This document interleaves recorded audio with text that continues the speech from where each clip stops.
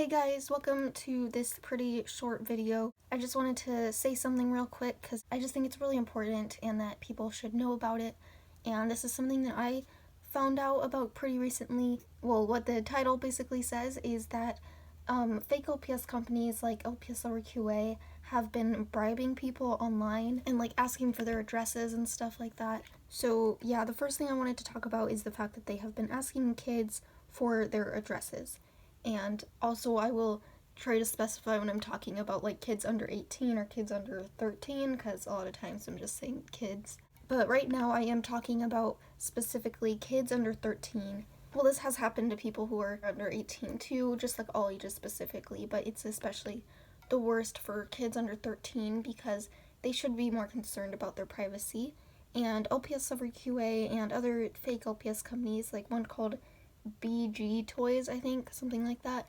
They've been sending free LPS to people to ask them to review them and say positive things about them.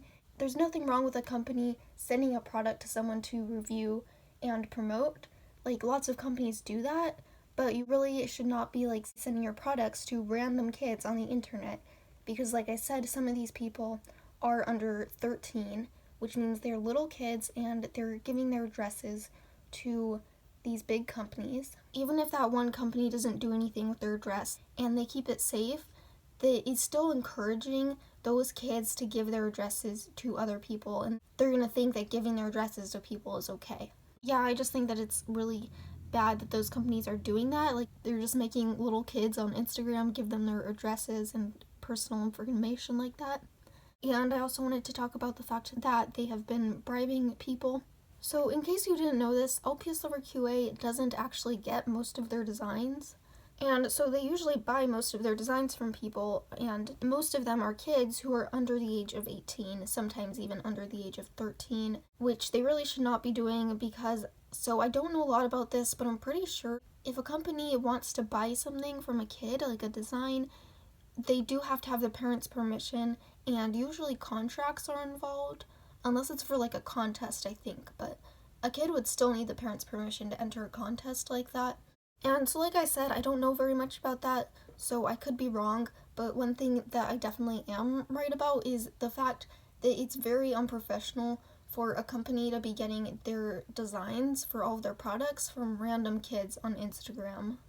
Like, most companies have like an actual design team, they pay them lots of money, they don't just randomly buy their designs from random kids, which really is unfair. Which, like I said, like, these kids aren't really old enough to make a decision like that they're just selling their designs to these companies to make thousands of dollars off of. And sometimes these kids aren't even old enough to have PayPal accounts. And there was one person who I was talking to a few weeks ago who said that lpsloverqa had contacted them asking to buy a design from them. And they said, well, I'm not old enough to have a PayPal account. They told me that lpsloverqa had continued like bribing them, saying that they could just give them more free pets instead, or they could just take the design for free. And so the kid, I'm not gonna say their age, well, I don't actually know what their age is, but they're clearly pretty young if they're not old enough to have a PayPal account. But they said that they did actually agree to let lpsloverqa have their design, and they did have to give lpsloverqa their address so that they could get those pets. I feel really bad for this kid because they said like they weren't really sure what to do. So, and now their design is on a product that's being sold, and lpsloverqa is making like thousands of dollars off of them. And this has happened to people where if they still continue to not agree to sell their design, then lpsloverqa will just go and use their design anyways without paying or sending them anything. So I'm going to keep these people anonymous since I didn't get like permission to talk about them. They didn't specifically tell me that I couldn't, but they also didn't tell me that I could. So like I said, I'm just keeping them anonymous. But there have been multiple people on Instagram who their design was stolen by lpsloverqa. And a lot of people are just saying like maybe it's just a coincidence or something, and it's clearly not a coincidence. Like I said, I don't want to show the exact pets because that would give away who it was, but like the bow placement on one of the pets was exactly the same, or the eye shape was an eye shape that they had never used before. And it's definitely not a coincidence if it has happened twice in a row that they were accused of copying from someone. the people who they had stolen designs from were people who they had asked to buy their designs in the first place, but they declined.